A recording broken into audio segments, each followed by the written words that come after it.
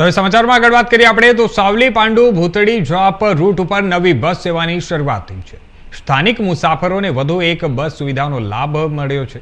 કેતન ઇનામદારના હસ્તે બસને લીલી ઝંડી અપાઈ છે। સ્થાનિક આગેવાનો અને ગ્રામજનો ત્યાં આમાં ઉપસ્થિત રહ્યા હતા। જણાવી દઈએ કે વિદ્યાર્થીઓ, નોકરિયાતો અને ગ્રામજનોને આનો સીધો લાભ મળશે। ગ્રામ્ય વિસ્તારમાં પરિવહન સુવિધામાં વધારો થયો છે અને જે નવી બસ સેવા શરૂ થતાં સ્થાનિકોમાં ખુશીનો માહોલ જોવા મળી રહ્યો છે।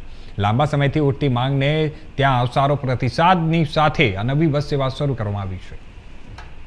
આજે સાવલી જૂના એસટી ડેપોની અંદર અમારી જે 36 ટિકિટ 3 બસોની જે ફાળવણી કરવામાં આવી છે, અમે હજુ પણ બીજી બસોની પણ માંગણી કરેલ છે, એ પણ અમને તાત્કાલિક મળવાની અપેક્ષા છે। પણ આજે જ્યારે આ નવી બસો ફાળી ત્યારે ખૂબ આનંદની લાગણી અનુભવીએ છીએ અને સાથે સાથે હજુ પણ વાહન વ્યવહાર નિગમમાં જે ખૂટી કર્યો છે એમને મળતી રહેશે એવો અમારી ભારતીય જનતા પાર્ટીની સરકારમાં અને અમારા વાહન વ્યવહાર નિગમ પર અમને પૂરેપૂરો ભરોસો છે।